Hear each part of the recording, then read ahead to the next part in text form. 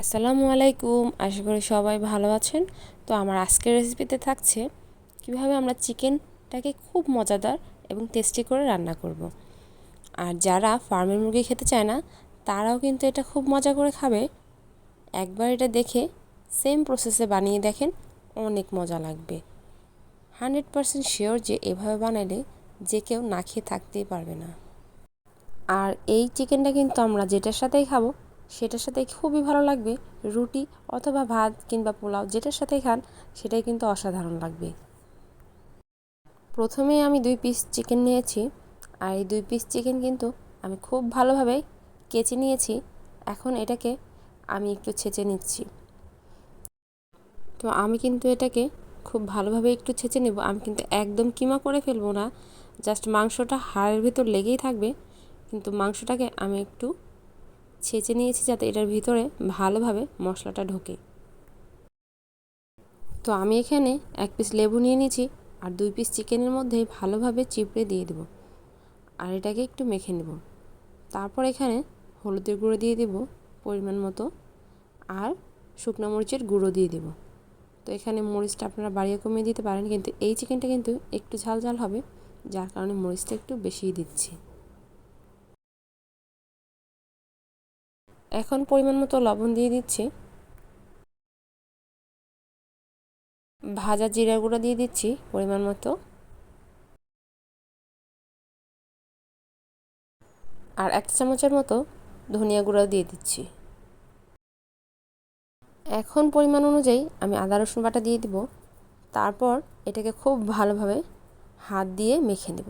তো মশলাগুলো এমনভাবে মাখাবো যাতে এই মাংসের গায়ে গায়ে লেগে যায় আর খুব ভালোভাবে ভেতরেও মিশে যায়।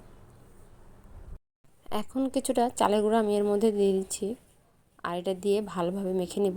তো এটা দিলে কিন্তু মাংসটা খুব ক্রিস্পি হবে। আর এটা যদি না থাকে তাহলে আপনারা এখানে কর্নফ্লাওয়ারটাও দিতে পারেন, তাতেও সেম কাজ হবে। তো আমি কিন্তু চুলার কাছে চলে এসেছি এটা ভাজার জন্য। এখন মনে পড়লো এখানে আমি সয়া সসটা দিইনি।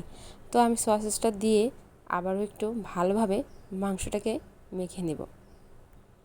তো ভালোভাবে মাখানো হয়ে গেলে এখন এটাকে আমি ভেজে নেব।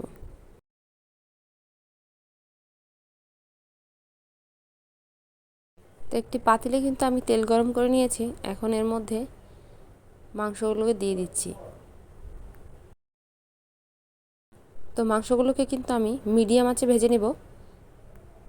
তো আমি কিন্তু মাংসগুলোকে একটু উল্টে পাল্টে ভালোভাবে ভেজে নিচ্ছি, আর একটু ঢাকনা দিয়ে দিলাম। এখন একটা মশলা রেডি করব। তার জন্য আমি এখানে একটা পেঁয়াজ নিয়েছি, আর 3-4টা শুকনো মরিচ, আর 2টো টমেটো নিয়েছিলাম। এখন এগুলোকে ব্লেন্ড করে নেব। এতক্ষণে মাংসগুলো কিন্তু খুব ভালোভাবে ভাজা হয়ে গেছে। তো আমি এগুলো নামিয়ে নিচ্ছি। এখন এই তেলের মধ্যেই আমার ব্লেন্ডার করা মশলাগুলো এখানে দিয়ে দিচ্ছি। তো এখানে আরও দিচ্ছি সামান্য হলুদ আর মরিচের গুঁড়া, আর দিয়ে দিচ্ছি পরিমাণ মতো লবণ। 1 চামচের মতো আদা রসুন বাটা দিয়ে দিচ্ছি, আর সাথে ধনিয়া গুঁড়ো দিচ্ছি 1 চামচ, আর একটুখানি ভাজা জিরা গুঁড়া দিলাম। 1 চামচ সয়া সসও দিয়ে দিচ্ছি। এখন এই মশলার ভিতরে আমি মাংসগুলো দিয়ে দিচ্ছি।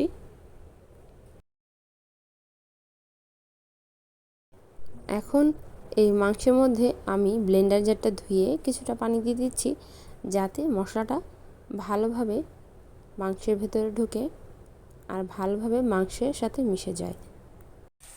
ঝোল কিছুটা শুকিয়ে এলে এর মধ্যে একটি পেঁয়াজ কেটে রেখেছিলাম বড় করে, তো এটা এখানে দিয়ে দিলাম এবং ভালোভাবে মিশিয়ে নেব। তো পেঁয়াজটা এভাবেই করে একটু বড় করে কেটে নেবেন, তাহলে খেতে ভালো লাগবে।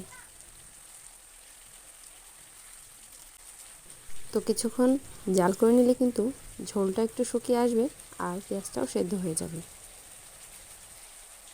এখন কয়েকটি কাঁচামরিচ দিয়ে দিচ্ছি, সুন্দর একটা ফ্লেভার আসবে।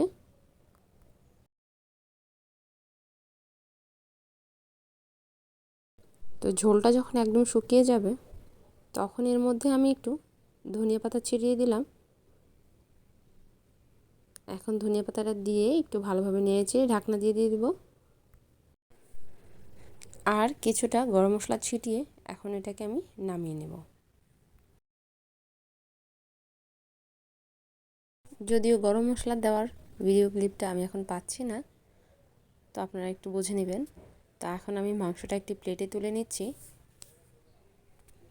তো এটার গ্রেভিটা কিন্তু অনেক মজা হয়েছে।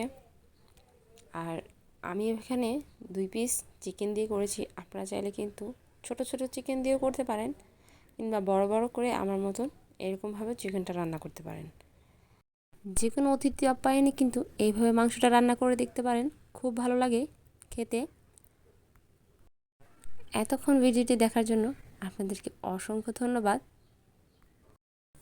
যদি ভিডিওটি ভালো লেগে থাকে তাহলে একটি লাইক করে দিবেন, আর ভিডিওটি একটি শেয়ার করে দিতে পারেন, যাতে অন্য আপু ভাইয়েরাও দেখতে পারে।